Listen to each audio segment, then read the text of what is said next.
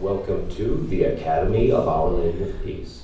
Please sit back and enjoy A Midsummer Night's Dream.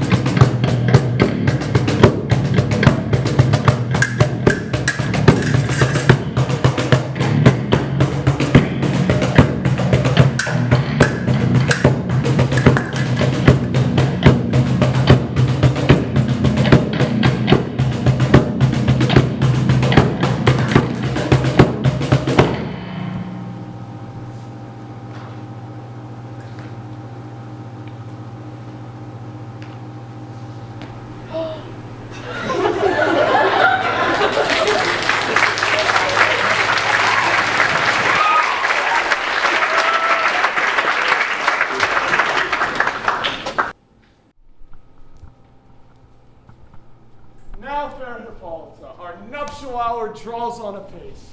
4 happy days bring in another moon. But Omi thinks how slow this old moon wanes.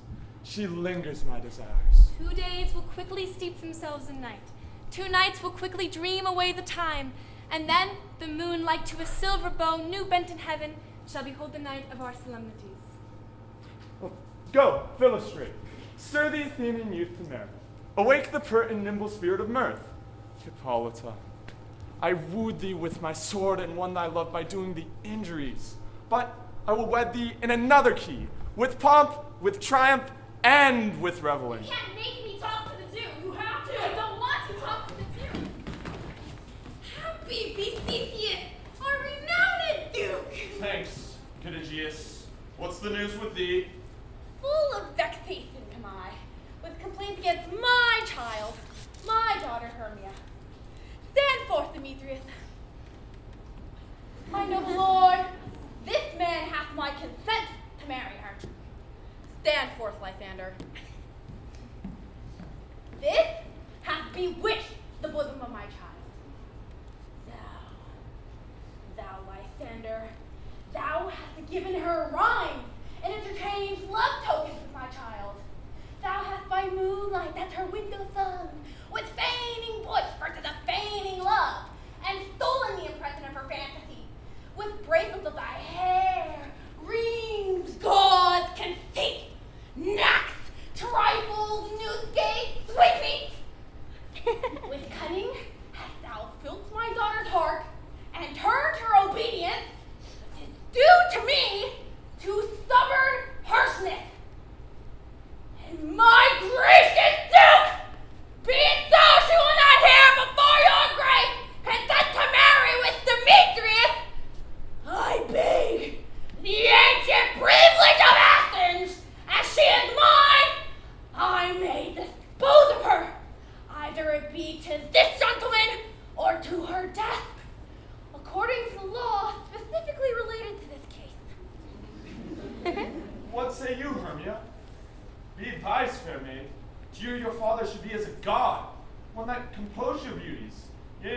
to whom you are but a form in wax, by him imprinted, and within his power to leave the figure or disfigure it. Demetrius is a worthy gentleman. So is Lysander. In himself he is, but in this kind, wanting your father's voice, the other must be held the worthier. I would my father looked, but with my eyes. Rather, your eyes with his judgment must look. I do entreat your grace to pardon me. I know not by what power I am made bold, nor how it may concern my modesty in such a presence here to plead my thoughts. But I beseech your grace that I may know the worst that may befall me in this case if I refuse to wed Demetrius. Either to die the death, or to abjure forever the society of men. Therefore, fair Hermia, question your desires. Know of your youth. Examine well your blood. So will I grow. So live, so die, my lord. Ere I will yield my virgin patent up unto his lordship, whose unwished yoke my soul consents not to give sovereignty. Take time to pause. By the next new moon, the sealing day that betwixt my love and me for everlasting bond of fellowship, upon that day either prepare to die for disobedience to your father's will, or else wed Demetrius as he would, or on Diana's altar to protest. For I, austerity and single life. Relent, sweet Hermia, and Lysander, yield thy crazed title to my certain right. You have her father's love, Demetrius. Let me have Hermia's. Do you marry him? Corporal Lysander! True he hath my love, and with his mind my love so render him, and she is mine, and on my right of her I do estate unto Demetrius. Demetrius! I am my lord's old right, as he as well possessed. My love is more than his. My fortunes every way is fairly ranked, if not with vantage as Demetrius's, which is more than all these boasts can be. I am beloved of beauteous Hermia. Why should not I then prosecute my right? Demetrius, I will vouch to his head, make love to Nedar's daughter Helena, and won her soul, and she, sweet lady dotes, devoutly dotes an idolatry upon the spotted and inconstant man. I must confess I have heard so much, and with Demetrius thought to have spoke thereof, but being overfull of self-affairs, my mind did lose it. But Demetrius, come, and come, Aegeus, I have some private schooling for you both. As for you, fair Hermia, look you arm yourself to fit your fancies to your father's will, or else the law of Athens yields you up, which by no means we may extenuate to death or to a vow of single life. Come, Hippolyta. What cheer, my love? Demetrius, Aegeus, go along. I must employ you in some business against our nuptial and confer with you of something nearly that concerns yourselves. With duty and desire, we follow you.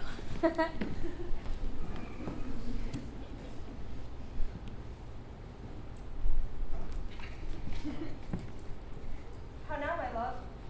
Why is your cheek so pale? How chance the roses there do fade so fast? They like for want of rain, which I could well beteem them from the tempest of my eyes. Ay me, for aught that I could ever read, could ever hear by tale or history, the course of true love never did run smooth, but here it was different in blood, Cross, too high to be enthralled to love, or else miscraft in respective years, but too old to be engaged to young. or else it stood upon the choice of kin, Oh, hell, to choose love by another's eyes. or if there were sympathy in choice, or death or sickness did lay siege to it, making it momentary as a sound, swift as a shadow, short as any dream. So quick bright things come to confusion.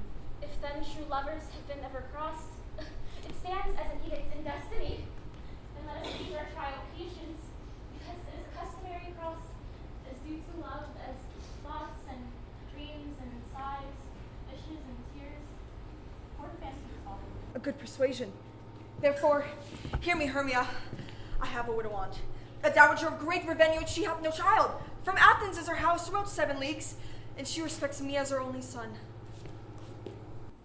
There, gentle Hermia. May I marry thee? And to that place the sharp Athenian law cannot pursue us. If thou lovest me then, steal forth thy father's house tomorrow night. And in the wood, a league without the town where I did meet thee once with Helena to do observance to morn and May. There will I stay for thee. My good Lysander, I swear to thee by Cupid's strongest spell, by his best arrow with the golden head, that same place thou hast appointed me tomorrow, truly will I meet with thee. Yes!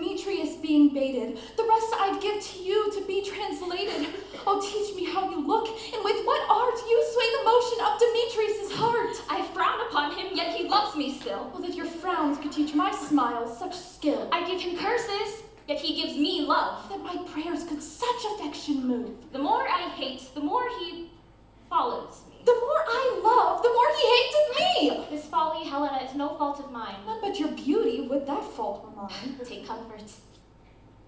He no more shall see my face.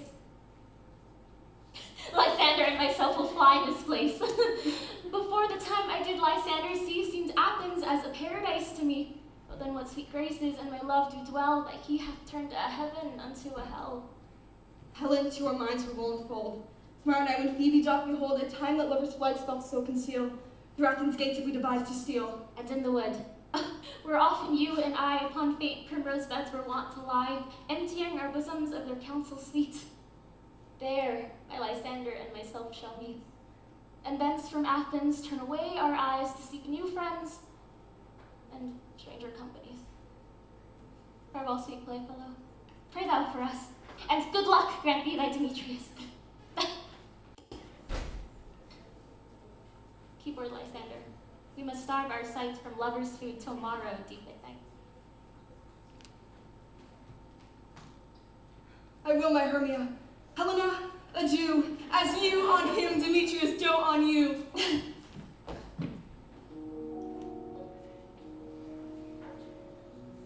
How happy some or other some can be. Through Athens I in thought is fair as she, but what of that?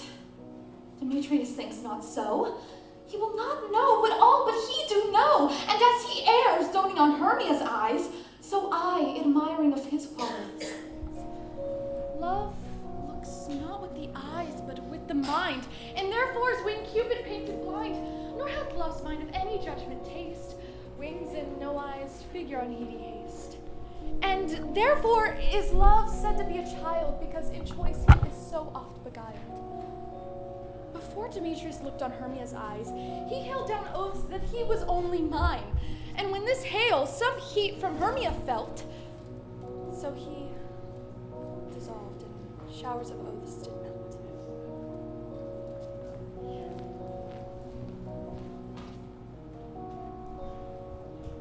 I will go tell him of fair Hermia's flight. Then to the wood will he tomorrow night pursue her, and for this intelligence, if I have thanks, it is a dear expense, but here in mean I to enrich my pain, to have a sight thither and back again.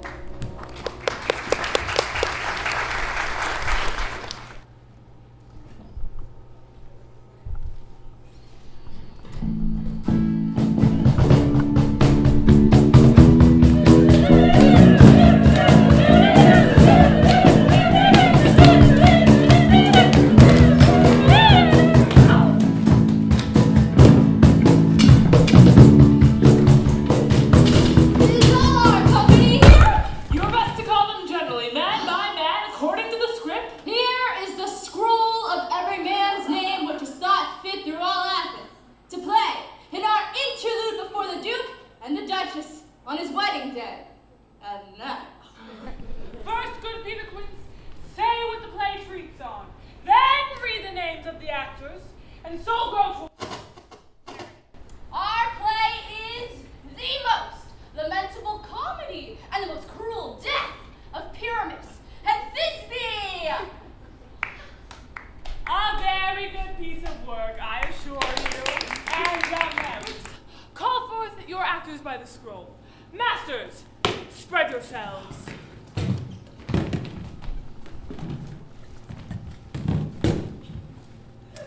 Answer as I call you, Nick Bottom the Weaver! Ready! Name what part I am for and proceed. You, Nick Bottom, are set down for Pyramus. Oh, what is Pyramus? A lover or a tyrant? A lover that kills himself, most gallant for love. That will ask some tears in the true performing of it. If I do it, let the audience look to their eyes. I will move storms. I will condole in some measure. To the rest. Francis, look! Yet my chief humor is for a tyrant. I can play Hercules rarely or part to tear a cat in to make all split. The raging rocks and shield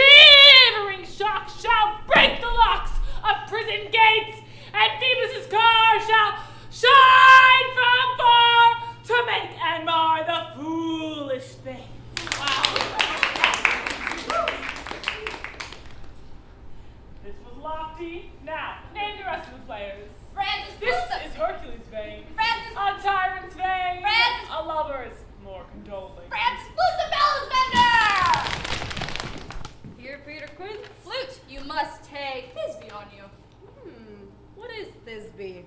A wandering knight? It is the lady that Pyramus must love. Oh, he is. Nay, Faith, let me not play a woman. I have a beard. Coming. That's all one. You shall play it in a mask, and you may speak as small as you will. Ooh, and I may hide my face. Let me play Thisbe too. I'll speak in a monstrous little voice. Thisbe, Thisbe.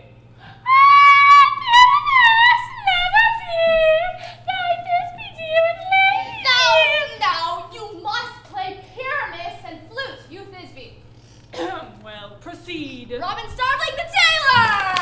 Here, Peter Quince. Robin Starveling, you must play Thisbe's mother.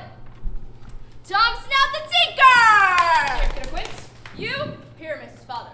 Myself, Thisbe's father, Snug the joiner. You, the lion's part, and I hope here is a play fitted. Do you have the lion's part written? Pray you, if it be given me, for I am slow of study. You may do it extempore, for it is nothing but roaring. Let me play the lion too. I will roar that I will do any man's heart who can hear me. I will roar that I will make the Duke say, let him roar again. Let him roar again! You should do it too terribly. You'd fright the Duchess and the ladies that they would shriek. And that were enough to hang us all. That would hang us, every mother's son. I grant you, friends, if you should fright the ladies out of their wits, they would have no more discretion but to hang us.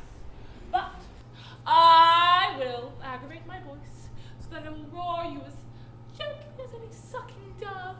I will roar you and twirl any nightingale. To play no part but Pyramus!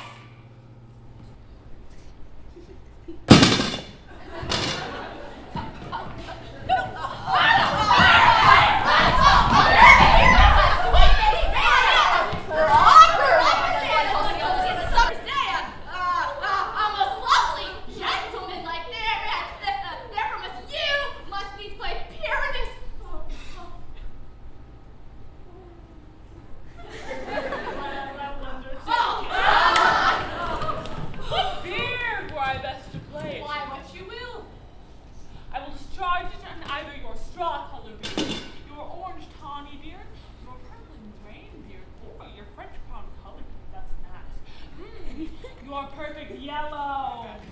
Some of your French crowns have no hair at all. And then you will play barefaced.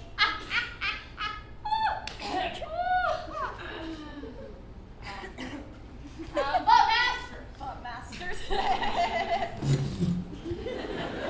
Here are your parts. And I am to entreat you,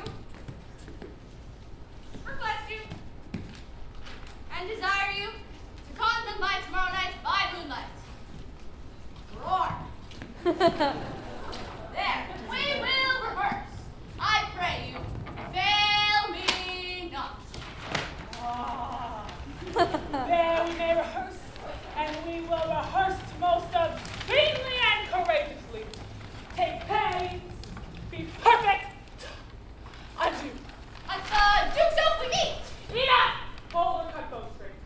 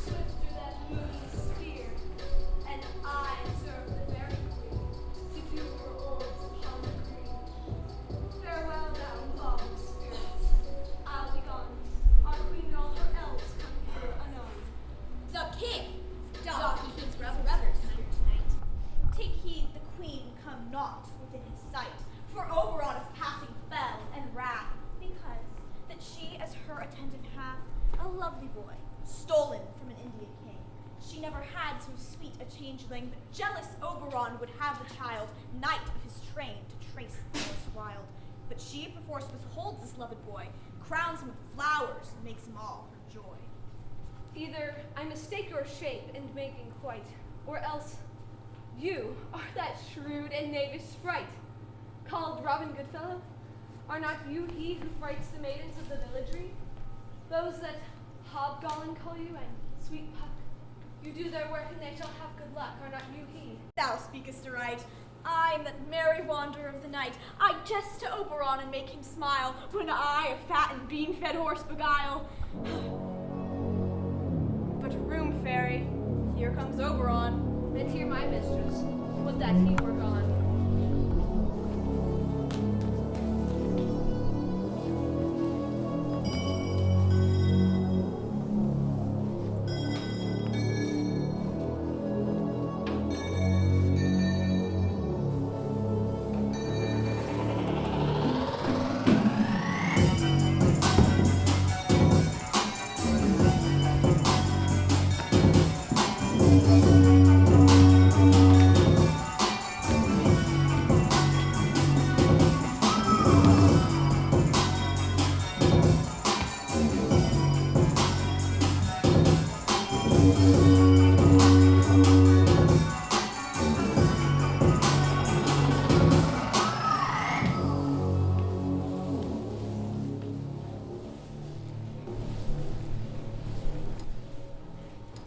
Met by moonlight proud, Titania. What? Jealous Oberon? Fairies, skip hence. I have forsworn his bed and company. Tarry, rash wanton. Am not I thy lord? Then I must be thy lady. Why art thou here, come from the farthest step of Athens? But that, forsooth, the bouncing Amazon, your buskin mistress and your warrior love to Theseus, must be wedded. And you come to give their bed joy and prosperity? How canst thou thus, for shame, Titania, glance at my credit with Hippolyta, knowing I know thy love for Theseus? These are the forgeries of jealousy! Why should Titania cross her Oberon? I do but beg the little changeling boy to be my henchman. Set your heart at rest. The fairy land buys not the child of me. His mother was a votress of my order. And in the spiced Indian air by night, full often hath she gossiped by my side, and sat with me on Neptune's yellow sands, marking the embarked traders in the flood. When we have laughed to see the sails conceive and grow big-bellied with the wanton wind, would she, with pretty and with swimming gait following, her womb then rich with my young squire would imitate, and sail upon the land to fetch me trifles and return again, as from a voyage rich with merchandise. But she, being mortal of that boy, did die. And for her sake do I rear up her boy, and for her sake I will not part with him. So, how long within this wood intend you stay? Perchance till after Theseus's wedding day. If you will patiently dance in our round and see our moonlight revels, go with us. If not, shun me, and I will spare your haunts. Give me that boy, and I will go with Not thee. for thy fairy kingdom. Fairies, away! We shall downright fight if I longer stay. Well, go thy way! Thou shalt not from this grove till I torment thee for this injury. Gentle pug, come hither. Thou rememberest that very time I saw Cupid take aim and loosed his love shaft smartly from his bow. I marked yet where the bolt of Cupid fell upon a little western flower, before milk white, now purple with love's wound, and maidens call it love in idleness. Fetch me that flower, the herb I did show thee once. The juice of it, on sleeping eyelids laid, will make or man or woman madly dote upon the next live creature that it sees. I'll put a girdle round about the earth in 40 minutes. Having once this juice, I'll watch Titania while she is asleep, and drop the liquor of it in her eyes. The next thing then she waking looks upon, be it lion, mouse, or bear, or wolf, on meddling monkey, or on busy ape, she shall pursue it with the soul of love. And ere I take this charm from off her sight, as I can take it with another herb, I'll make her render up her changeling. Leave me be, woman. But I love you. I don't care. I have enough love for the both of us. But who comes here? I am invisible, and I will overhear their conference. I love thee not, therefore pursue me not. Where's Lysander and fair Hermia? The one I'll slay, the other slayeth me. Thou toldst me they were stolen unto this wood, and here am I, and woe within this wood, because I cannot meet my Hermia. Hence get thee gone, and follow me no more. You draw me, you hard-hearted adamant, but yet you draw not iron, for my heart is true as steel. Leave you your power to draw, and I shall have no power to follow you. Do I entice you? Do I speak you fair? Or rather, do I not in plainest truth tell you, I do not nor I cannot love you? And even for that, do I love you the more? I am your spaniel, and Demetrius, the more you beat me, I will fawn on you. Use me but as your spaniel. Spurn me, strike me, neglect me, lose me. Only give me leave, unworthy as I am, to follow you. What worser place can I beg in your love, and yet a place of higher respect in me, than to be used as you use your dog? Tempt not too much the hatred of my spirit, for I am sick when I do look on thee. And I am sick when I look not on you. Ugh. You do impeach your modesty too much. Leave the city and commit yourself into the hands of one that loves you not, to trust the opportunity of night, and the ill counsel of a desert place, with the rich worth of your virginity. Your virtue is my privilege, for that it is not night when I do see your face, nor doth this wood lack worlds of company, for you in my respect are all the world. Then how can it be said I am alone, when all the world is here to look on me? I'll run from thee and hide me in the brakes, and leave thee to the mercy of wild beasts.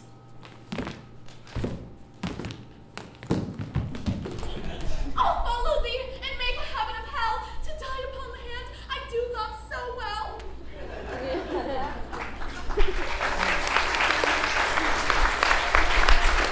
Fare thee well, nymph, and ere he do leave this grove, thou shalt fly him, and he shall seek thy love. But here comes my messenger. Hast thou the flower there? Aye, there it is. I pray thee give it me. I know a bank where the wild thyme blows, where oxlips and the nodding violet grows, quite over canopied with luscious woodbine, with sweet musk roses, and with eglantine. There sleeps Titania sometime of the night, lulled in these flowers with dances and delight. And there that snake throws her enameled skin weed wide enough to wrap a fairy in. Oh, and with the juice of this I'll streak her eyes and make her full of hateful fantasies. Ah ha ha ha! Ah ha ha ha! Ah ha ha ha! Oh, and take thou some of this. Sweet new lady is in love with a disdainful youth. Anoint his eyes, but do it when the next thing he espies may be the lady. Thou shalt know the man by the Athenian garments he hath on. And look thou meet me ere the first cock crow. Fear not, my lord, your servant shall do so.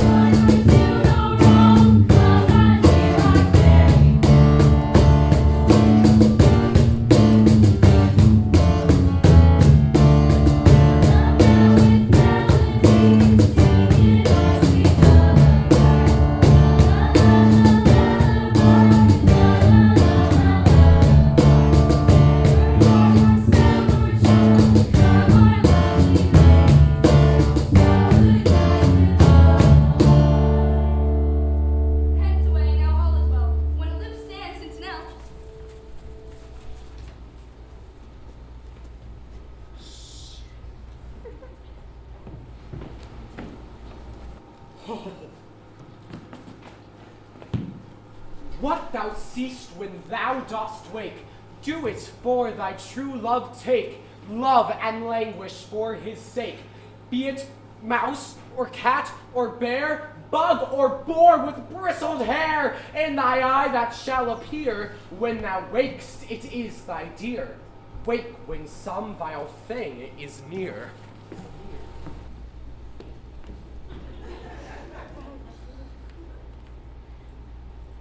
For love you faint with wandered in the wood, and to speak truth, I have forgot our way.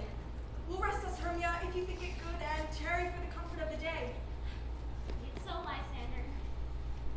Find you out of bed, for I upon this bank will rest my head.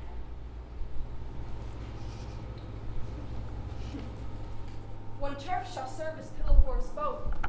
One heart, one bed, two bosoms, and one truth. Nay, good Lysander, for my sake, my dear, lie further off yet. Do not lie so near. Oh, take the sense sweet of my innocence. Love takes the meaning in love's conference. I mean that my heart unto yours is knit, so that by one heart we can make of it. Two bosoms interchain with an oath, so then two bosoms and a single truth. Then by your side no bedroom me deny. For lying so, Hermia, I do not lie. Lysander riddles very prettily. Now much be sure my manners and my pride if Hermia meant to say Lysander lied. But, gentle friends, for love and courtesy, lie further off in human modesty. And so far, be distant. Be distant. Further. Further. Good night, sweet friends. Thy love ne'er alter till thy sweet life end. Amen, amen to that fair prayer, say I, and then end life when I am loyalty. Here is my bed. Sleep give thee all his rest. With half that wish, the wisher's eyes will rest.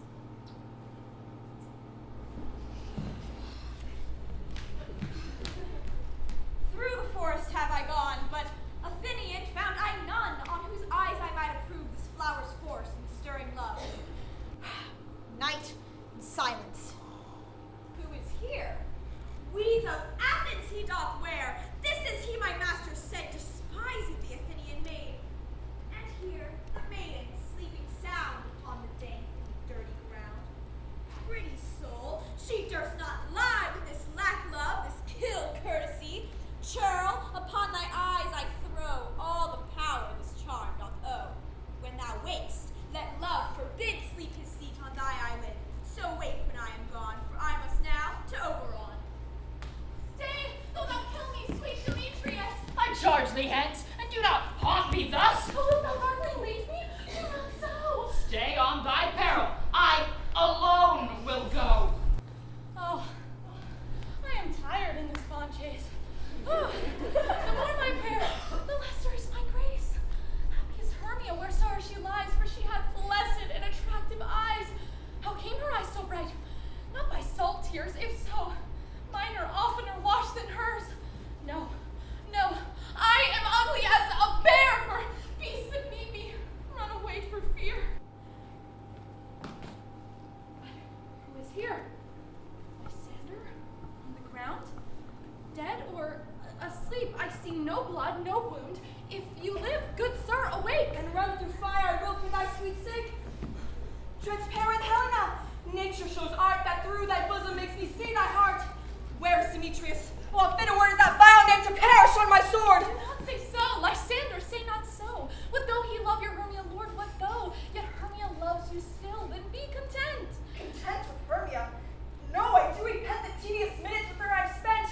Not Hermia, but Helen I love, who will not change a raven for a dove, and leads me to your eyes where o'erlook love stories written in love's richest book. Wherefore was I to this keen mockery born? Why in your hands did I deserve this scorn? It's not enough, young man, that I did never once, nor never can deserve a sweet look from Demetrius' eye, but you must flout my insufficiency? Oh, that a lady of one man refused should of another therefore be abused. She sees not Hermia. Hermia, sleep thou there, and never mayest thou come Lysander near. And all my powers address your love and might to honor Helen and to be her knight. Ah! Help me, Lysander!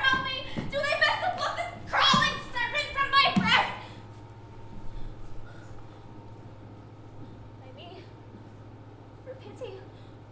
Oh, what a dream was here. Oh, Lysander, look how I do quake with fear. Methought a serpent ate my heart away. You sat smiling at his cruel prey. Lysander?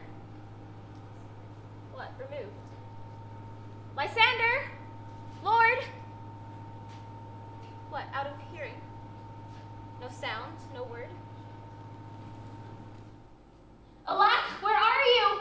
Speak, and if you hear, speak of all loves. Oh, I swoon almost with fear. No? Well, then I perceive that you are not nigh. Either death or you, I'll find immediately.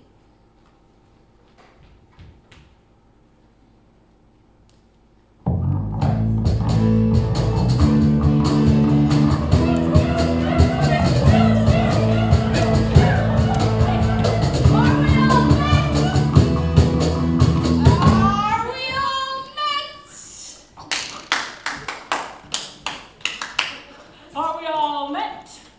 Pat, Pat, and here is a marvelous, convenient place for rehearsal. This green plot shall be our stage. This hawthorn bricks our tiring house, and we will do it in action, as we will do before the Duke. Peter Quince! What sayest thou, Bully Bottom? There are things in this comedy of Pyramus and Thisbe that will never please. First, Pyramus must draw a sword, kill himself, which the ladies cannot. How answer you that? Violating a perilous fear. I believe we must leave the killing out when all is done. Not a whit. I have an advice to make all well. Write me a prologue, and let the prologue seem to say that we will do no harm with our swords. And, for the more better assurance, tell them that I, Pyramus, am not Pyramus, but Bottom the Weaver. This will put them out of fear. Well, we will have such a prologue, and it shall be printed in 810-6. No, make it 2 more. Let it be written in 8 and 8. Will not the ladies be afeard of the lion? I fear it, I promise you. Masters, if you should consider with yourselves to bring in God shield us! A lion among ladies is the most dreadful thing, for there's not a more fearful wildfowl than your lion living, and we ought to look to it. Therefore, another prologue must tell that he is not a lion. Nay, you must name his name, and half his face must be seen through the lion's neck, and he himself should speak through, saying thus, or to the same effect, ladies, or fair ladies, I would wish you, or I would request you, or I would entreat you, not to fear, not to tremble my life for yours. For if you think I come hither as a lion, it were pity on my life. No, I am no such thing. I am a man, as other men are. And there indeed, let him name his name and tell them plainly he is Snug the Joiner. Well, it shall be so. But there are 2 hard things. That is, to bring moonlight into a chamber for Pyramus and Thisbe, meet by moonlight.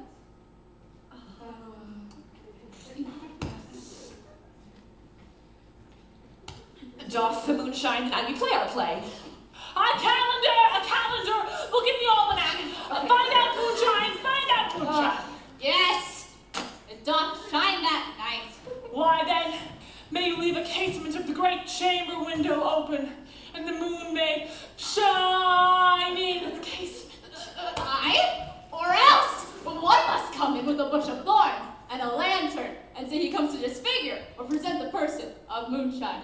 Then there is another thing. We must have a wall in the great chamber for Pyramus and Thisbe. Says the story, did talk through the chink of a wall. You can never bring in a wall. What say you, Bottom? Some man or other must present wall, and let him have some plaster or some loam or some rock cast about him to signify wall. And let him hold his fingers thus, and through that cranny shall Pyramus and Thisbe whisper,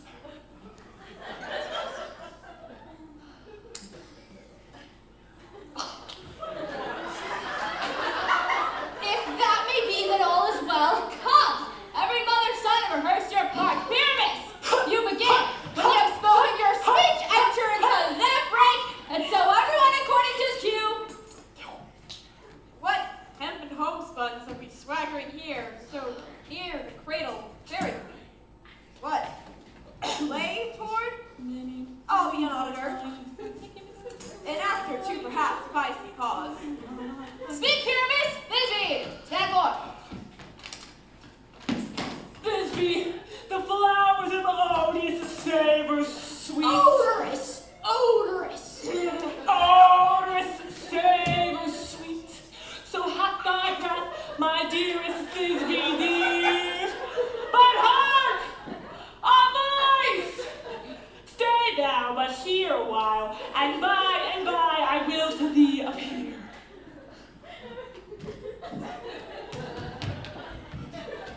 A stranger Pyramus than ever played here.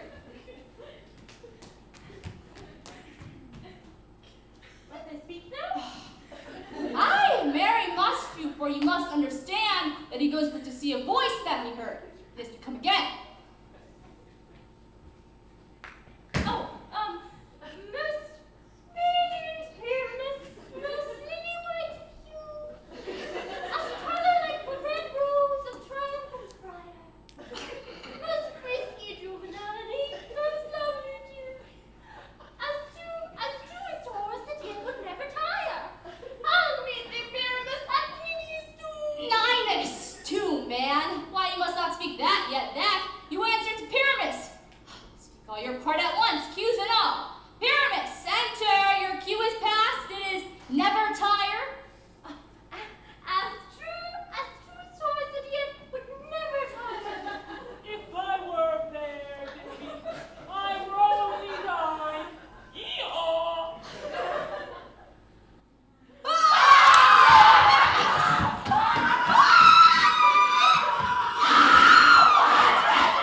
Oh, strange! We are haunted! Premasters!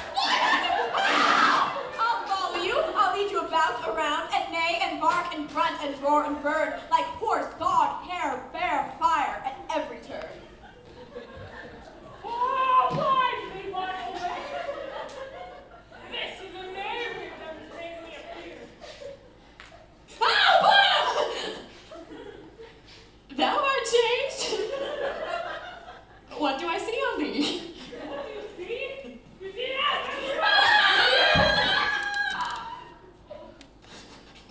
Oh, bless thee, Bottom, bless thee. Thou art translated. Oh, I see their knavery. This is to make an ass of me! To frighten me, if they could. But I will not stir from this place.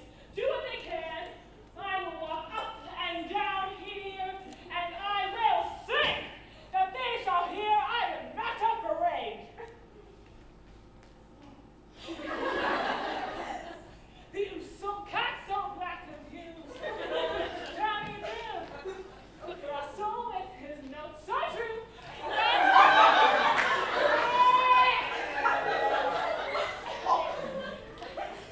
What angel wakes me from my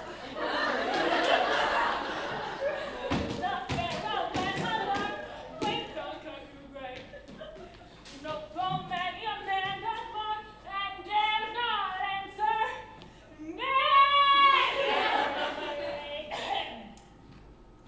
I pray thee, gentle mortal, sing again. Nay! My ear is much enamored of thy note, so is mine eye enthralled into thy shape. And thy fair virtue's force, perforce doth move me on the first view to say, to swear, I love thee. Oh, methinks, mistress, you should have little reason for that. Though in truth, reason and love keep little company together nowadays. Thou art as wise as thou art beautiful. But if I had wit enough to get out of this wood, I'd have enough to serve mine own turn. Out of this wood do not desire to go. Thou shalt remain here, whether thou wilt or no. I am a spirit of no common rate. The summer still doth tend upon my state, and I do love thee. Therefore, go with me. I'll give thee fairies to attend on thee, and they shall jewels from the deep, and sing while thou on pressed flowers dost sleep. Peas blossom, cobweb, mote moth, and mustard seed. Ready, and I. And I. And I. Where shall we go? Be kind and courteous to this gentleman. Hop in his walks and gambol in his eyes. Feed him with apricots and dewberries, with green figs, purple grapes, and mulberries. The honey bags steal from the humble bees, and for night tapers crop their waxen thighs and light them at the fiery glowworm's eyes. To have my love to bed, and to arise, and pluck the wings from painted butterflies to fan the moonbeams from his sleeping eyes. Nod to him, elves, and do him courtesy. Hail, mortal. Hail. Hail. Hail. Whoa. I cry your worship's mercy heartily. I beseech your worship's name. Cobweb. Oh, good master Cobweb, I shall desire you of more acquaintance. If I cut my finger, I shall make bold with you. Your name, honest gentleman. Peas blossom. I pray you commend me to Mr. Squash, your mother, and to Master Peascod, your father. I shall desire you of more acquaintance too. Your name, I beseech you, sir. Mustard seed. Oh, good master Mustard Seed. I know your patience well. That same cowardly giant like oxmeat hath devoured many a gentleman of your house. Your kindred hath made my eyes water ere now. I shall desire you of more acquaintance, good master Mustard Seed. Come, lead him to my bower. The moon, methinks, looks with a watery eye, and when she weeps, weeps every little flower, lamenting some enforced chastity. Tie on my love's tongue, and bring him silently.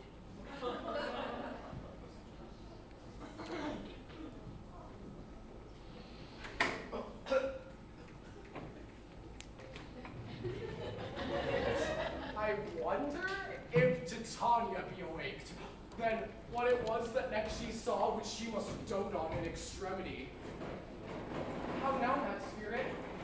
What night rule now about this haunted grove? My mistress with a monster is in love. Here's her close and consecrated bower. While she was in her dull sleeping hour, a crew of pouches, rude mechanicals, who worked for bread upon cleaning stalls, were met together to rehearse a play intended for great Theseus' nuptial day. The shallowest and thick skin of that barren sort, who Pyramus presented in their sport, forsook the scene and entered in a break. When I did him at this advantage take, an ass's knoll I fixed it on his head. Not his Thisbe must be answered. So forthwith it comes when they him spy, so at his sight away his fellows fly. I led them on in this distracted fear, and left sweet Pyramus translated there. When in that moment, so it came to pass, Titania waked, and straightway loved an ass.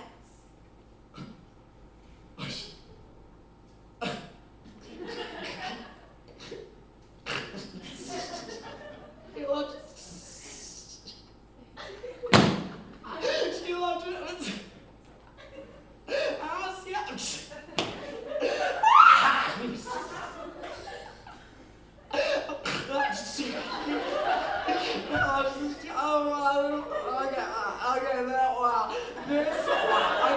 This falls out better than I could devise.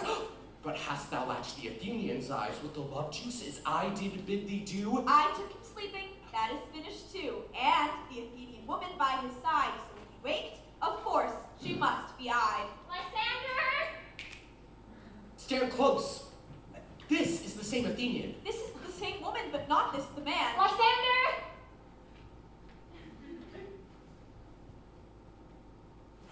Demetrius! A woman rebuke you, him that loves you so. Lay breath so bitter on your bitter foe. Now I but chide, but I should use thee worse. For thou, I fear, hast given me cause to curse. If thou hast slain Lysander in his sleep, or shoes in blood, plunge in the deep, and kill me too.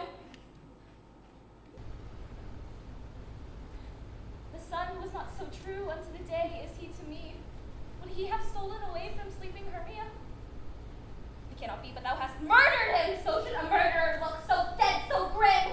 So should the murderer look, and so should I, pierced through the heart with your stern cruelty. Yet you, the murderer, look as bright, as clear, as yonder Venus in her glimmering sphere. What's this to my Lysander? Where is he? Good Demetrius, wilt thou give him me? I'd rather give his carcass to my hounds. Out dog! Out cur! Thou drivest me past the bounds of maiden's patience! Hast thou slain him then? You spend your passion on misprized mood. I'm not guilty of Lysander's blood, nor is he dead for aught that I can tell. I pray thee, tell me then that he is well. And if I could, what should I get therefore? A privilege. Never to see me more. Women. There is no following her in this fierce vein. Here, therefore, for a while, I will remain. What hast thou done? Thou hast mistaken quite, and laid the love juice on some true love sight. Of thy misprision doth perforce ensue some true love turned, and not a false turn true. Then fate overrules that one man holding troth, a million fail, confounding oath on oath. About this wood go swifter than the wind, and Helena of Athens look thou find. All fancy sick she is, and pale of cheer, with sighs of love that costs the fresh blood dear. By some illusion, see thou bring her here. All charm his eyes against she do appear. I go. Look how I go.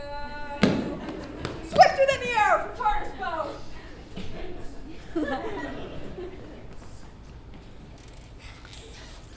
Flower of this purple dye, hit with Cupid's archery, sink an apple of his eye.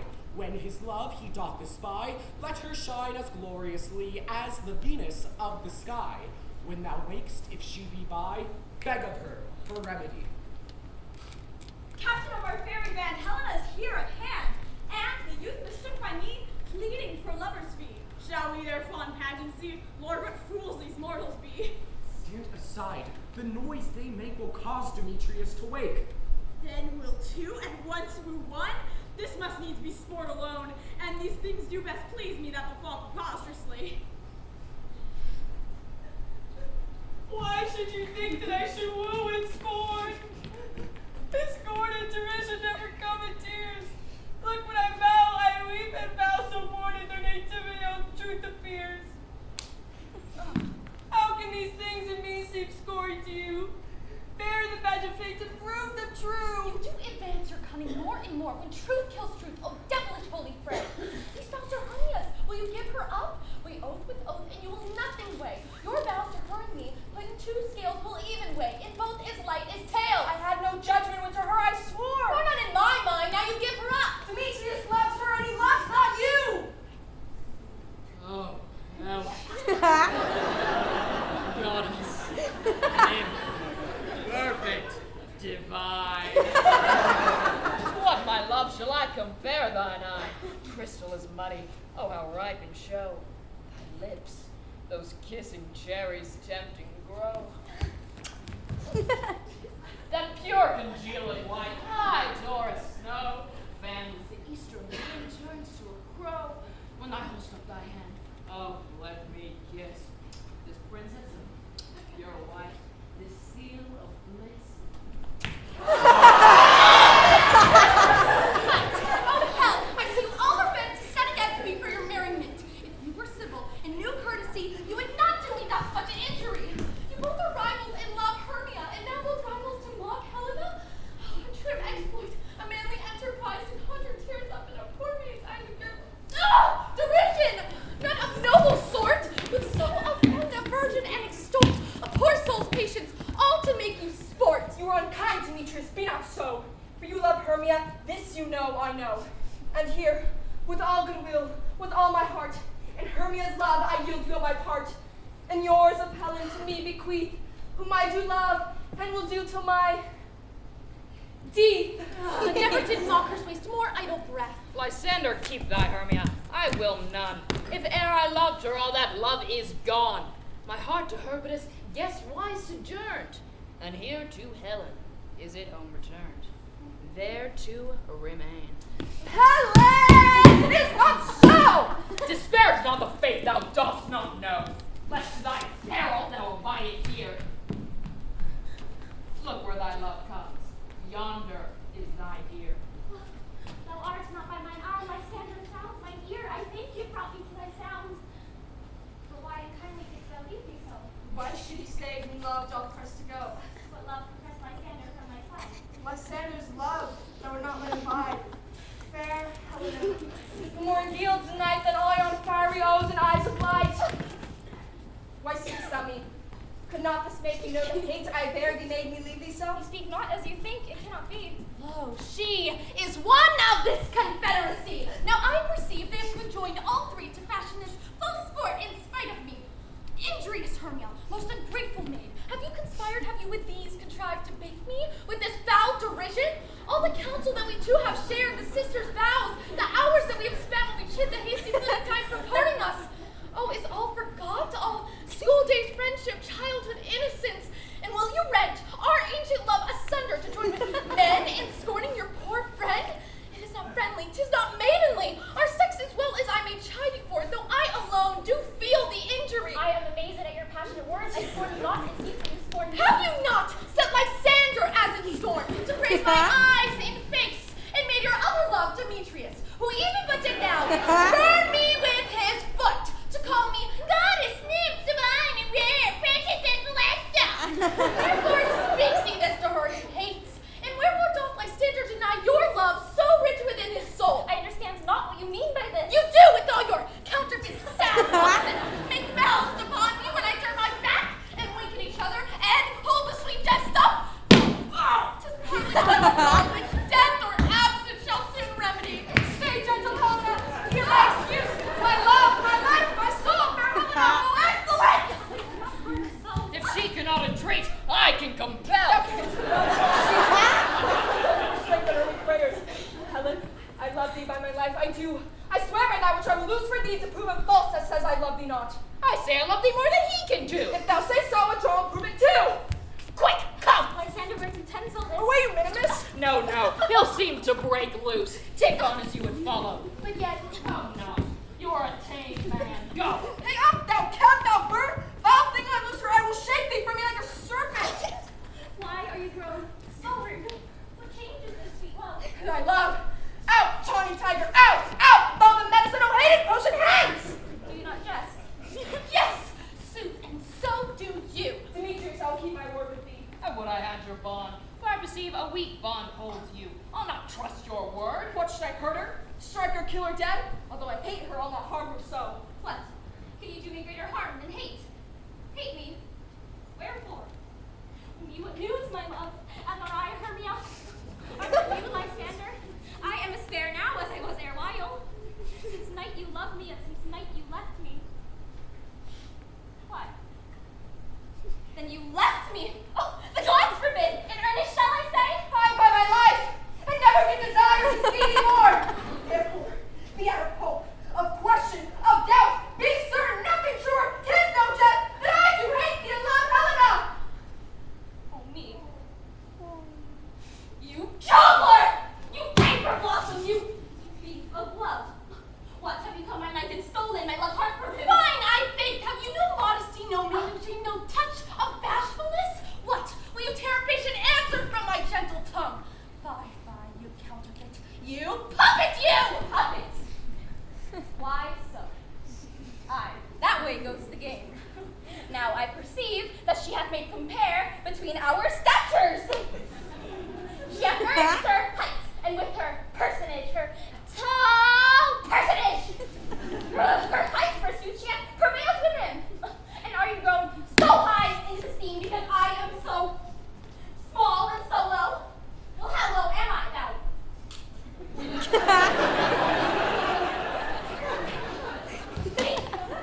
How low am I? I am not yet so low, but that my nails can reach unto thine eyes! Ah!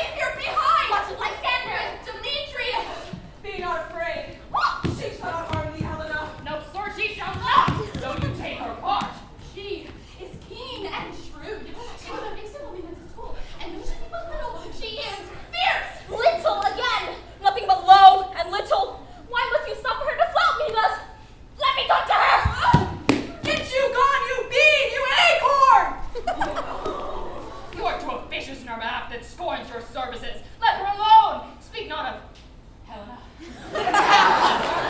For thou dost intend never so little show of love to her, thou shalt abide it. Now she holds me not. Now both thou darest to try whose right of thine or mine is most in Helena. Follow. Nay, I'll go with thee. Cheek by jowl.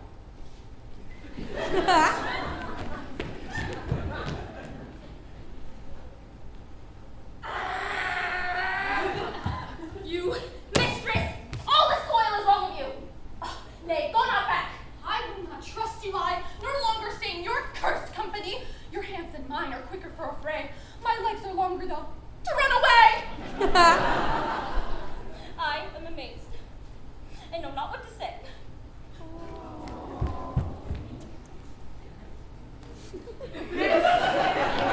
Thy negligence!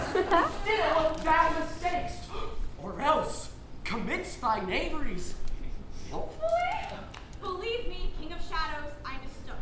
Did not you tell me I should know the man by the Athenian garments he had on? And so far, blameless proves my enterprise that I have anointed an Athenian's eyes. And so far, I am glad I did it sort, as this their janglings I esteem a sport. Thou seest these lovers seek a place to fight. Go, therefore, Robin, overcast the night. The starry welkin cover thou anon, with drooping fog as black as Acheron, and lead these testy rivals so astray as one come not within the other's way. Then crush this herb into Lysander's eye, whose liquor hath this virtuous property. When they wake, all this derision shall seem a dream and fruitless vision. Was I in this affair do be employed, I will to Titania and beg her changeling boy. Then I will her charmed eye release from monsters' view, and all things shall be peace. My fairy lord, this must be done with haste, as night's swift dragons cut the clouds full fast. We are spirits of another sort. I, with the morning's love, have oft made sport, and like a forester through these groves may tread, even till the eastern gate, all fiery red, opening on Neptune with fair blessed beams, turns into yellow gold her salt green streams. Yet notwithstanding haste, make no delay. We shall effect this business, yet ere today.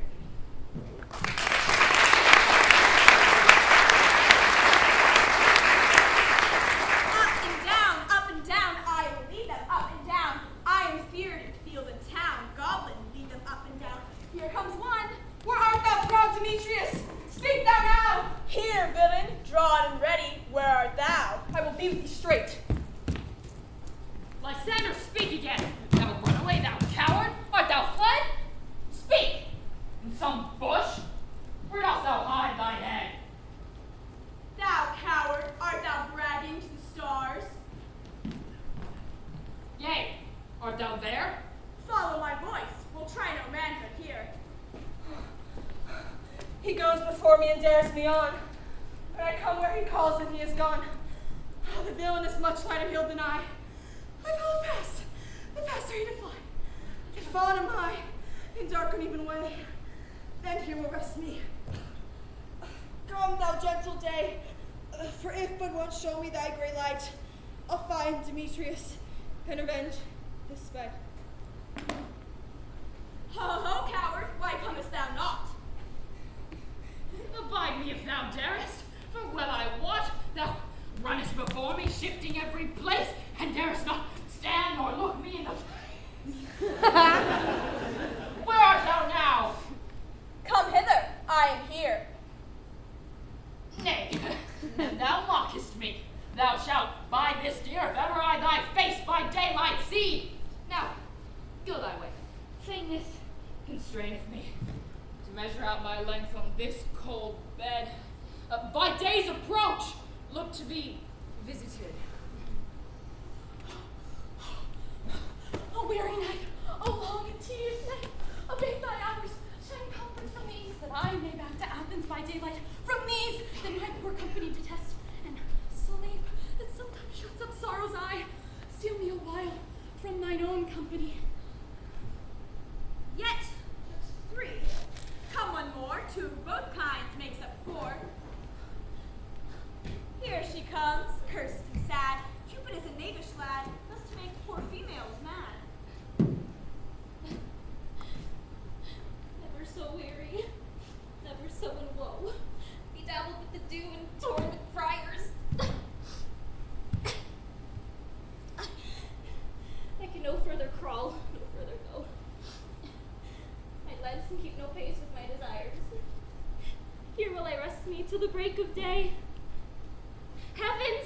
shield Lysander, if they mean a fray.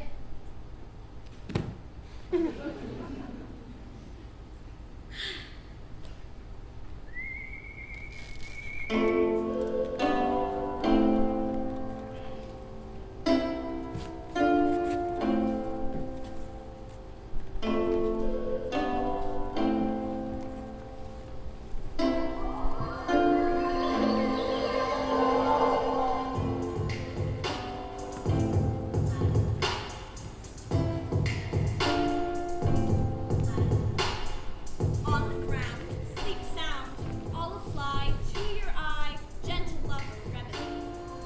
When thou wakest, thou takest true delight in the sight of thy former lady's eye. And the country proverb knows that every man should take his own, in your waking shall be shown. Jack shall have Jill, naught shall go ill. The man shall have his mare again, and all shall be well.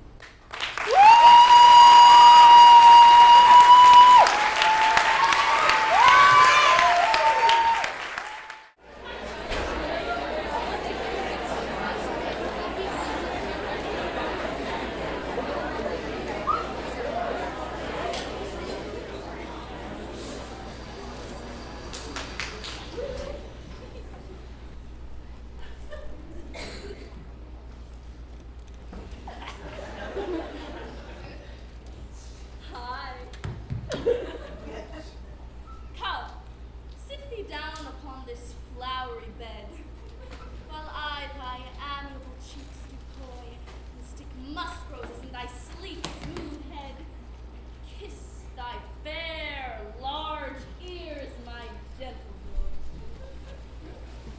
Where's Bees Blossom? Ready? Scratch my head, Bees Blossom. Where's Monsieur Mustard Seed? Oh, Monsieur Cobweb! Good Monsieur, get you your weapons in your hand and kill me a red-hit humblebee on the top of a thistle. And, good Monsieur, bring me the honey bath. Where's Monsieur Mustard Seed? Monsieur Mustard Seed, give me your name. Neat! Neat! Neat! Pray you, leave your courtesy, good Monsieur. What's your will? Only to help Peas Blossom to scratch. I must to the barber now, for I'm marvelous hairy about the face. And I am such a tender ass. If my hair do but tickle me, I must scratch. What? Wilt thou hear some music, my sweet love? I have a reasonable good ear in music. Let's have the toms and the bones.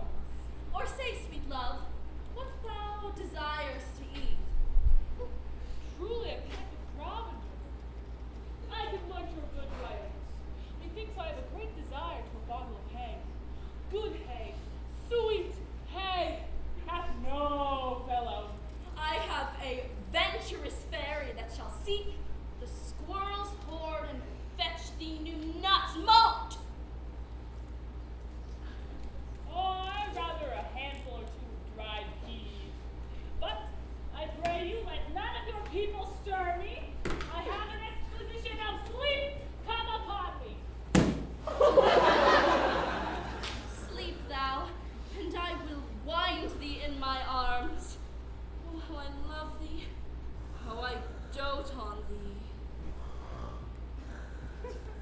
Welcome, good Robin.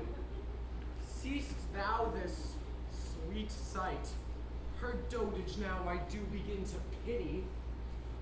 When I had at my pleasure taunted her, and she in mild terms begged my patience, I then did ask of her changeling child, which straight she gave me, and her fairy sent to bear him in my bower in fairyland. And now I have the boy. I will undo this hateful imperfection of her eyes. Oh, and gentle Puck, take this transformed scalp from off the head of this Athenian swain. But first, I will release my love.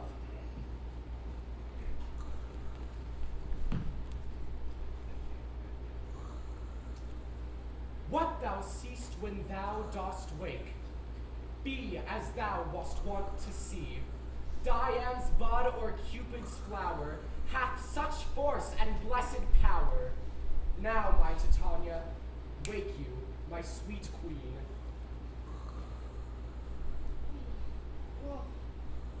Oberon, what visions I have seen.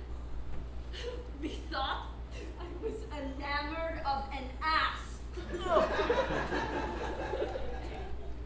There lies your love.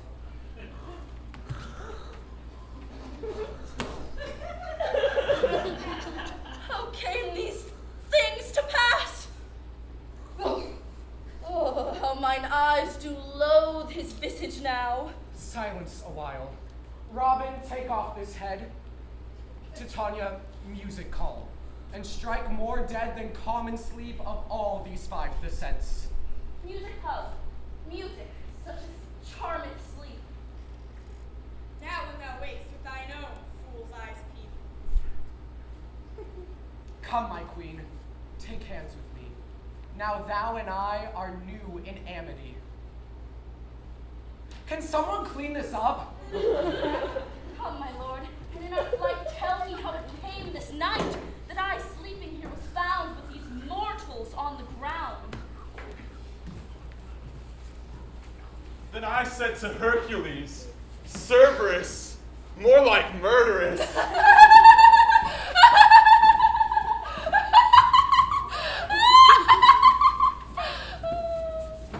Go, Philostrate, find out the forester. For now our observation is performed, and since we have devoured of the day, my love shall hear the music of my hounds. Uncouple in the western valley. Dispatch, I say, find the forester. We will, fair queen, up to the mountain's top and mark the music confusion of hounds and echo in conjunction. I was with Hercules and Cadmus once, when in a wood of Crete they bathed the bear with hounds of Sparta. Never did I hear such gallant chiding, for besides the groves, the skies, the fountains, every region near seemed all one mutual cry. I never heard so musical a discord, such sweet thunder. My hounds are bred out of the Spartan kind. So flued, so sanded, their heads are hung with ears that sweep away the morning dew, crook-kneed and dilap like Thessalian bulls, slow in pursuit, but matched in mouth like bells. Each under each, a cry more tunable was never hauled to, nor cheered with horn in Crete, in Sparta, nor in Thessaly. Judge when you hear. But soft, what nymphs are these? My lord, this is my daughter here asleep, and this lies thunder! This Demetrius is, this Helena, all Nador Helena. I wonder if they're being here together! No doubt they rose up early to observe the rite of May, and, hearing our intent, came here in grace of our solemnity. But speak, Aegeus, is not this the day that Hermia should give answer of her choice? It is, my lord.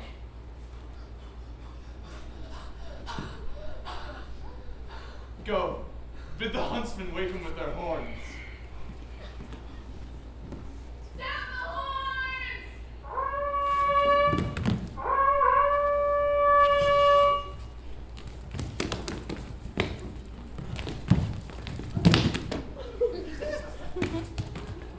Good morrow, friends. St. Valentine is past. You get these woodbirds but to couple now. Pardon, my lord. I pray, all of you, stand up. Stand up. I know you two are rival enemies.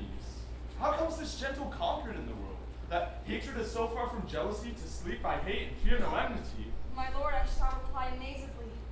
Half sleep, half waking, but as yet I swear, I cannot truly say how I came here.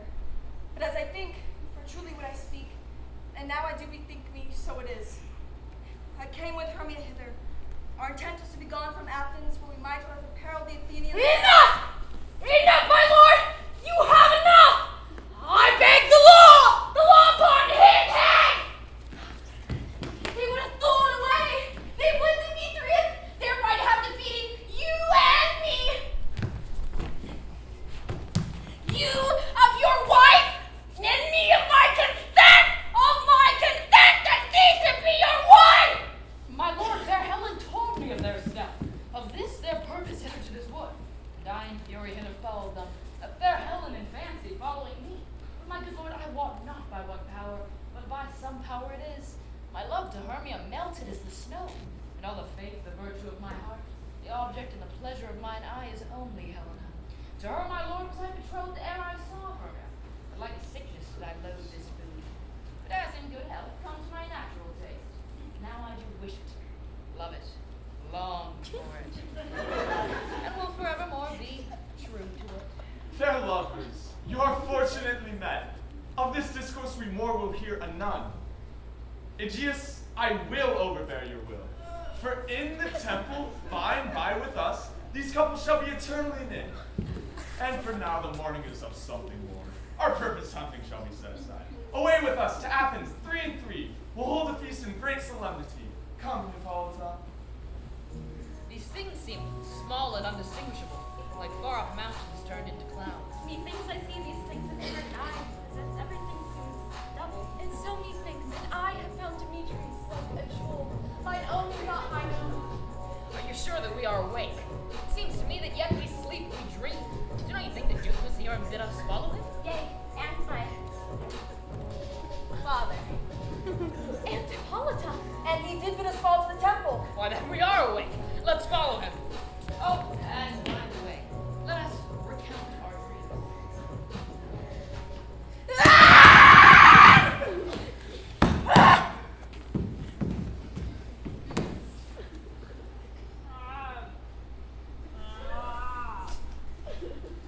And my cue comes, call me, and I will answer. My next is most fair Pyramus. Hey ho! Peter Quince! Salute the bellows, Mander! Snout the tinker! Starveling! God's my life! Stolen hence and left me asleep. I've had a most rare vision. I've had a dream past the wit of any man to say what dream it was. Man is but an ass if you go about to expound this dream. Methought I was, there's no man can tell what. Methought I was, methought I had, but man is a patched fool if he will offer to say what methought I had. To quote the good book, the eye of man hath not heard, the ear of man hath not seen, man's hand is not able to taste, the tongue to conceive, nor the heart to report what my dream was. Ooh, I will get Peter Quince to write a dance of this dream, and it shall be called, wait for it, Bottom's Dream, because it hath no bottom. And I shall dance it in the latter end of a play before the Duke. Perhaps, to make them more gracious, I shall dance it at her death.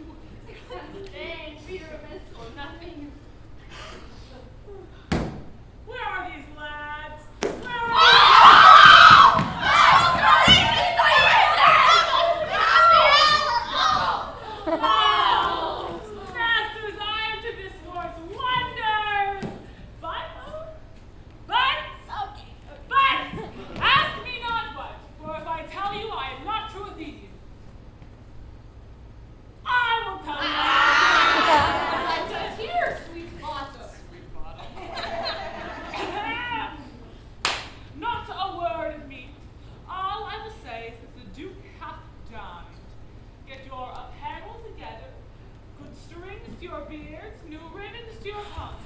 Meet presently at the palace, and every man look o'er his parts, for the short and the long is our play is.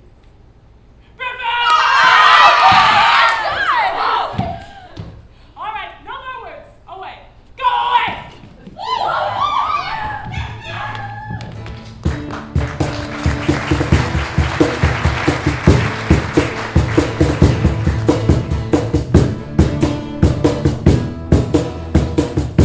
Tis strange, my Theseus, that these lovers speak of. More strange than true.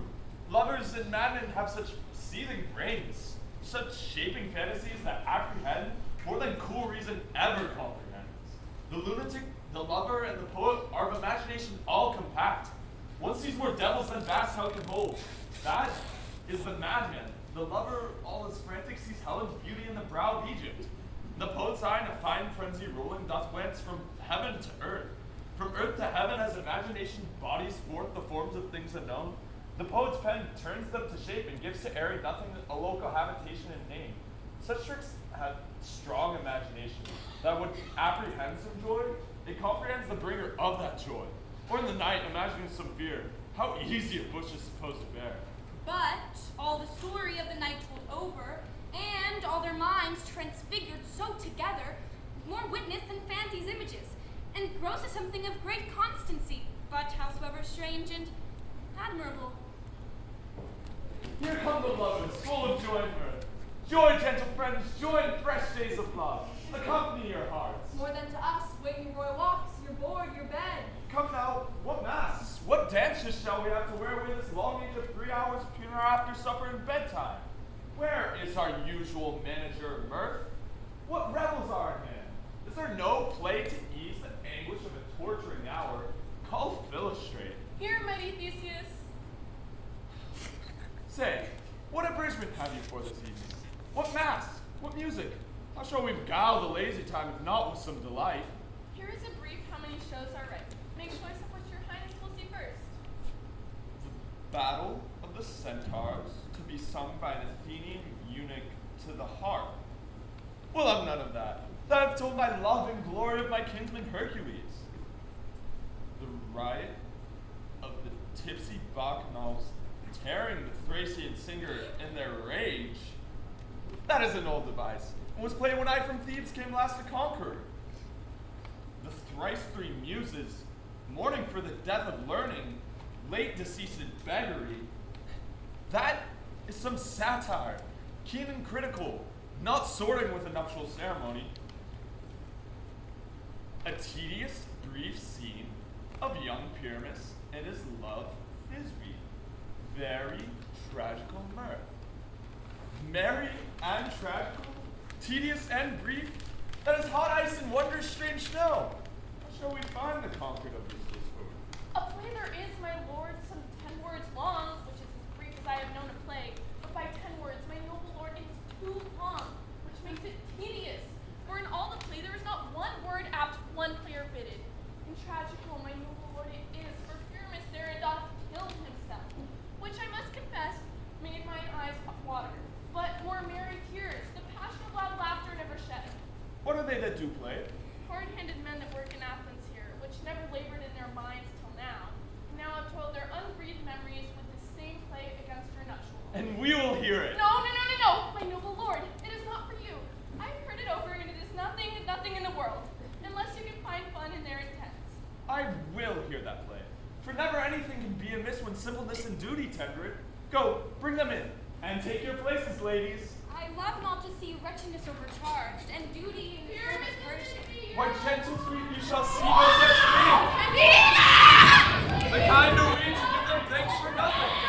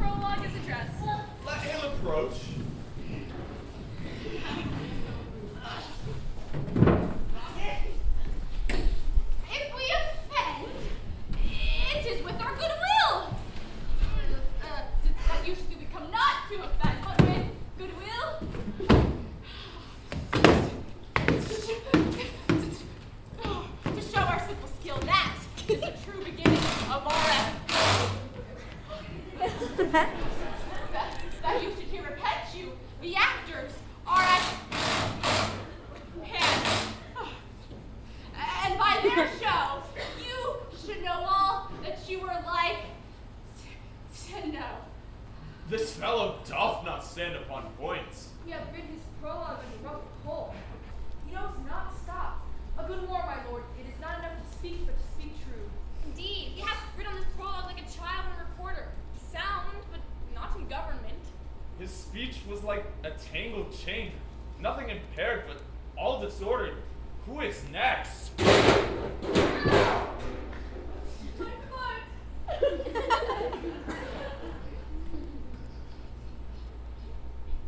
Gentles, perchance you wonder at this show, but wonder on till truth makes all things plain.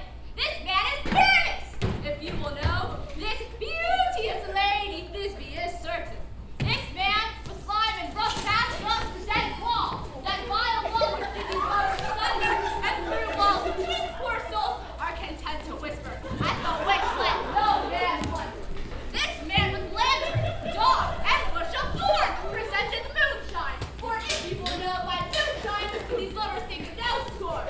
To meet at Nina's tomb there to lose. This grisly beast which lie enticed by name, the trusty Thisbe, coming first at night did scare away, or rather did affright, and as she fled, her mantle she did fall, which lion vile whose bloody mouth did stain. Anon comes Pyramus, sweet youth and tall, and finds his trusty Thisbe's mantle slain, whereat with bloody blameful blade he bravely broke his boiling bloody breast. Thisbe, tarring in the mulberry tree, his dagger drew, and died. For all the rest of the time, moonshine wall, and lovers twain at large disport, while here, they do remain. I wonder if the line be to speak. No wonder, my lord. One lion may what many asses do.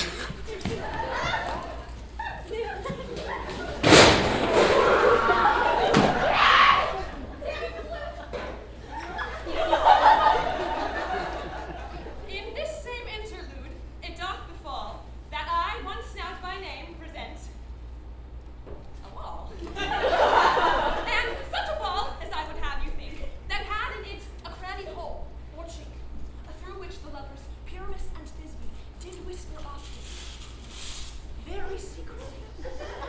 This loam, this rough cast, this stone doth show that I am that same wall. The truth is so. And this the cranny is, front and sinister, through which the fearful lovers Would you desire Lyman hair to speak better? It is the wittiest partition that ever I heard discourse, my lord. Pyramus shows nearest the wall. Silence. Oh, grim looked night. Oh, night with hues so black. Oh, night which ever art. Oh, when day is not. Oh, night. Oh, night. Alack, alack, alack. Oh, I'm forgot. And thou wall. Oh, wall. Oh, sweet and lovely wall that stands between her father's ground and mine. Thou wall. Oh, sweet and lovely wall. Show me thy cheek, doubling through with my knife. Cheek. Thanks, greatest wall. Jove shield thee well for this. What see I? Oh, no Thisbe do I see. Oh, wicked wall through whom I see no bliss. Curse be thy stones for thus deceiving me. The wall, methinks, being sensible, should curse again. No, in truth, sir, deceiving me. She is to enter now, and I to spy her through the wall. Just like hope. Yonder she comes. Hast thou heard my moans? Forgotten my fair Pyramus and me. My cherry lips have often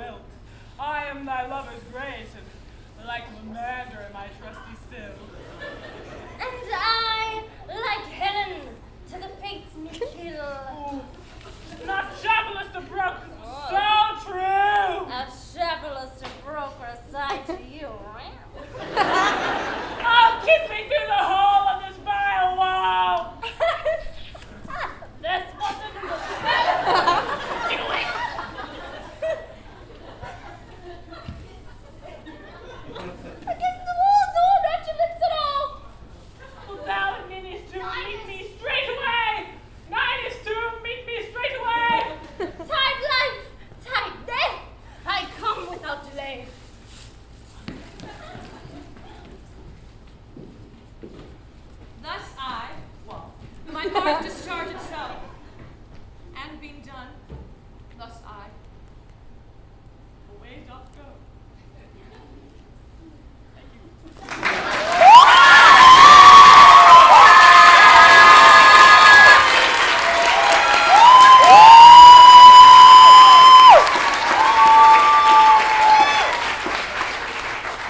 Now the mirror is raised between the two neighbors. No remedy, my lord, when laws are so willful to hear without warning. This is the silliest stuff that ever I heard. The best in this kind are but shadows, and the worst are no worse if imagination amend them. It must be your imagination then and not theirs. If we imagine them no worse of they of themselves, they may pass for excellent men. Here comes who know these things, a man and a lion. You ladies, you whose gentle hearts do fear the smallest monstrous mouth that creeps on floor, may now perchance both quake and tremble here, when lion rough and wild as rage doth roar.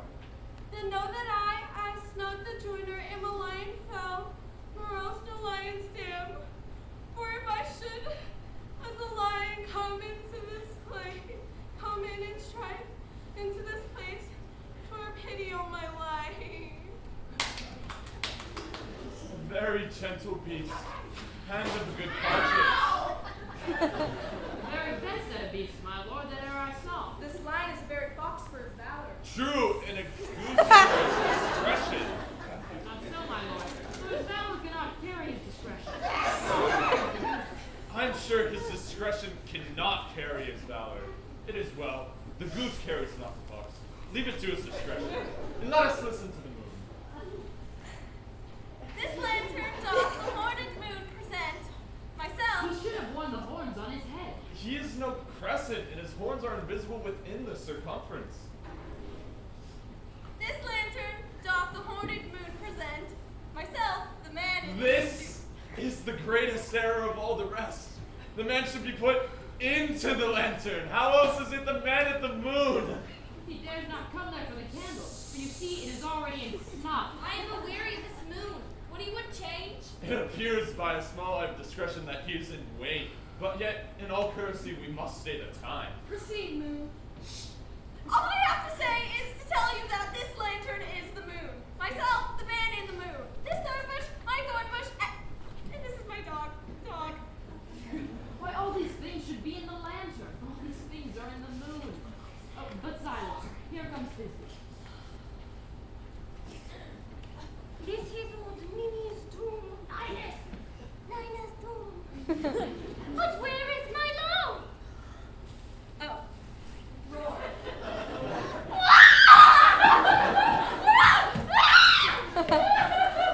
Well roared, lion. Well run, Thisbe. Well shown, moon. Well moused, lion. And then came Pyramus. And so the lion ran.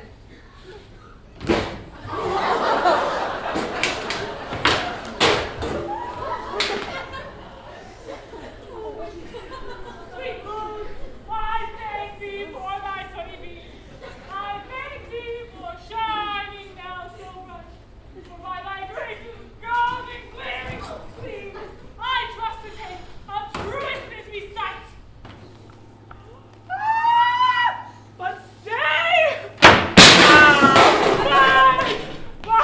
My poor night!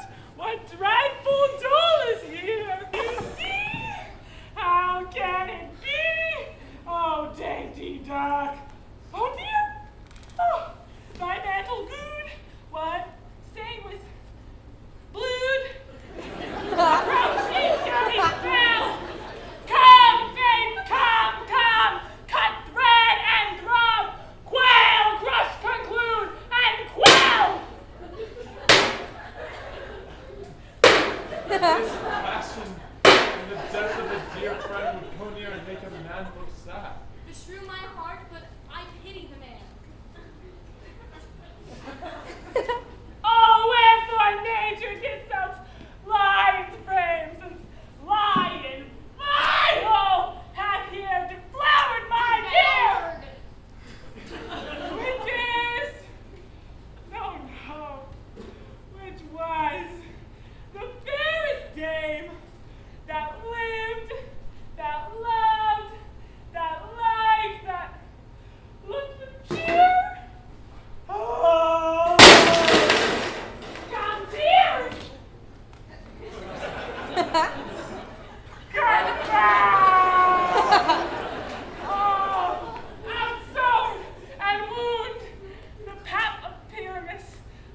that left pound her heart doth hop.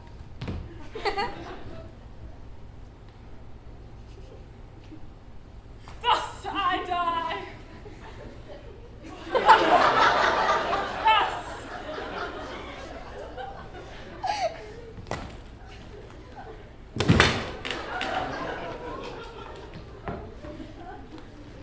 Now am I dead. Now am I fled. My soul is in the sky. Tongue, lose thy light. Moon, take thy flight. Now, die! Die! Die! Die! Die!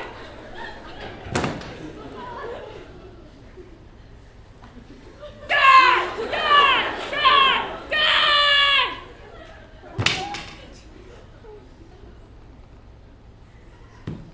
Die! Die! Die! Die!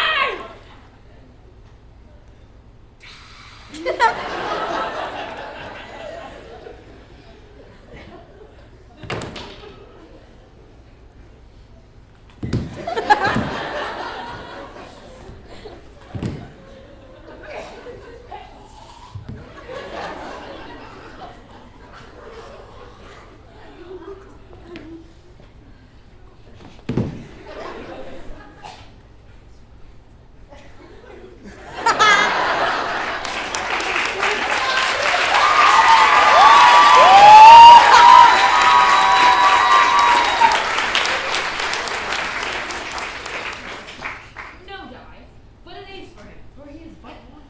Less than an ace man. With the help of a surgeon, he might yet recover and prove an ass. Well, how chance moonshine is gone before Thisbe comes back and finds her lover. She'll find them by starlight. Here she comes, and her passion ends the play. I think she should not use a long one for such a Pyramus. I hope she'll be brief. A move will turn the balance. Which Pyramus, which Thisbe is the better. He for a man, God warrant us. She for a woman, God bless us. She has spied him already with those sweet eyes. Thus she means been innocent.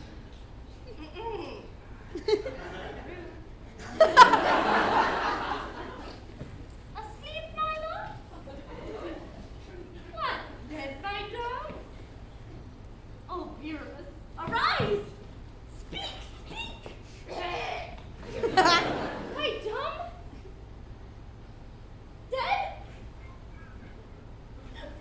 Dead!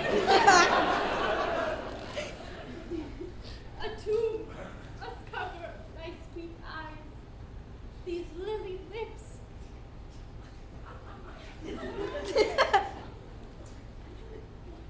This cherry nose, those cowslip cheeks are gone, gone. Lovers make moan. His eyes were as green as leeks. Oh, sisters three, come to me with hands as pale as milk. Lay them in gore, since you have shore with shears his thread of silk. Tongue, not a word. Come, trusty sword. Come, blade my breast in brew. Ugh! Farewell, friends.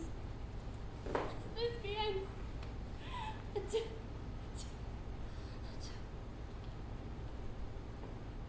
Moonshine, wine, and left to bury the dead.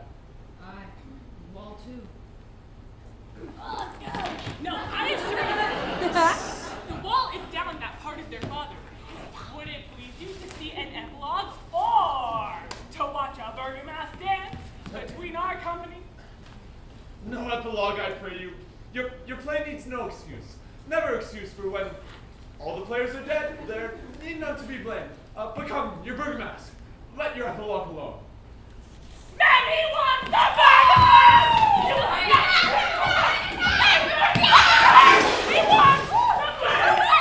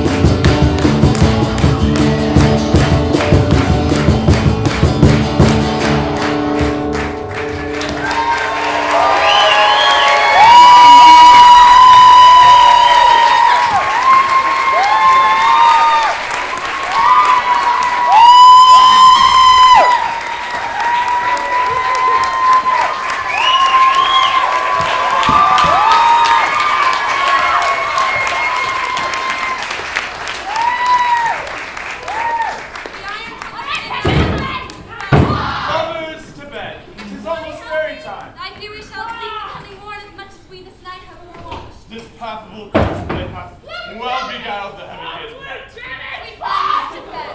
Before night does make come on to And through Joel's Come on! Oh, God!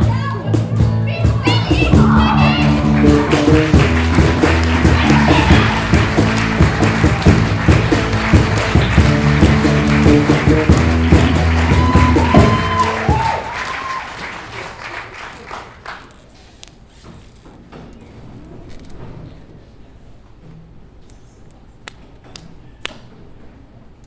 Now, the hungry lion roars, and the wolf howls, whilst the heavy cloud snores, all with weary tasks for done. Now, the wasted brands do glow, whilst the screech owl, screeching loud, puts the wretch that lies in woe in remembrance of a shroud. Now, it is the time of night that the graves all gaping wide, everyone lets forth his sprite, in the churchway past lie. And we fairies that do run by the triple Hecate's team from the presence of the sun, following darkness like a dream, now are frolic. Not a mouse shall disturb this hallowed house. I am sent with a broom before me to sweep the dust behind the door.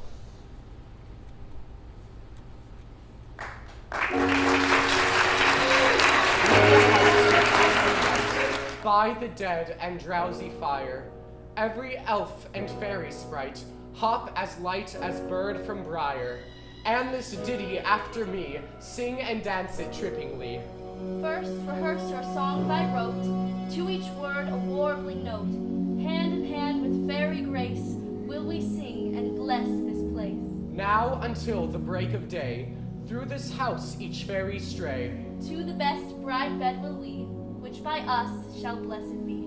and the issue there create ever shall be fortunate. So shall all the couples three, ever true